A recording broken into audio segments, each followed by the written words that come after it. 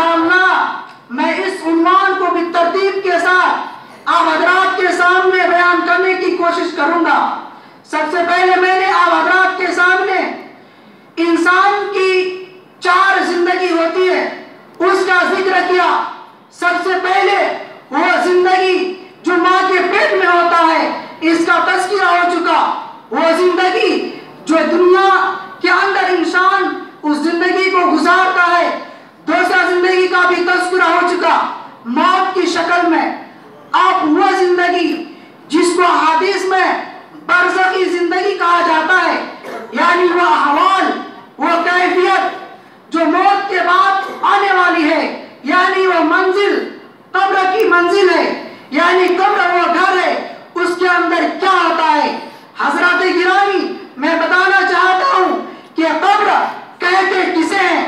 لغات میں قبر کے معنی آتا ہے ڈھکنے اور چھپنے کے۔ قبر کو کہا جاتا ہے ڈھکنا۔ جیسا کہ قبر کی مشروعیت کب ہوئی؟ کیا لوگ آدم علیہ السلام سے قبل، حابیل قابیل سے قبل، کیا لوگوں اس ترتیب کے ساتھ شریعت اسلامی میں جس طرح آج ہم اور آپ آدم علیہ السلام سے لے کر اب تک سلسلہ چلا رہا ہے، کیا اس سے پہلے بھی لوگ اسی ترتیب کے ساتھ قبر کے اندر داخل کرتے تھے؟ نہیں، آدم سے پہلے دنیا میں انسان کا وجود ہی نہیں تھا۔ آدم کے بعد انسان کا وجود ہوا۔ اس کے بعد آدم علیہ السلام کے 2 بیٹے حابیل اور قابیل ہوتے ہیں۔ یہ واقعہ بہت مشہور ہے۔ جب حابیل نے قابیل کو مارا تو مارنے کے بعد اسے سمجھ نہیں آیا کہ میں مار تو ڈالا، دشمنی میں، عداوت میں، چاہے وہ کچھ بھی ہو۔ اس واقعے میں ہم اور اس واقعے کی تفصیلات میں نہیں جانا چاہتا، جس کا اللہ رب العزت نے قرآن کریم میں یہ فرمایا ہے سورہ مائدہ آیت نمبر 31 کے اندر، فَأَبَعَثَ اللَّهُ غُرَابًا يَبْحَثُ فِي الْأَرْضِ فَيُرِيَهُ كَيْفَ يُوَارِي سَوْءَةَ أَخِيهِ۔ یعنی پھر اللہ تعالیٰ نے ایک کوا کو بھیجا جس نے زمین کھودی تاکہ قابیل کو دکھائی دے کہ انہوں نے قابیل یہ قتل کیا تھا، حابیل کو دکھائے کہ وہ اپنے بھائی کی لاش کیسے چھپا سکتا ہے۔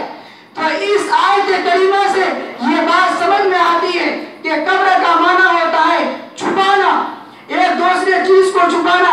جیسا کہ عربی زبان کا ایک محاورہ ہے اقربت الرجل، یعنی لوگ قریب ہو جا، اقربت الرجل یعنی لوگ کہتا ہے، اہل عرب کہتے ہیں کہ میں فلاں شخص کو ڈھک دیا، یعنی میں نے فلاں شخص کو دفن کر کے آیا ہوں۔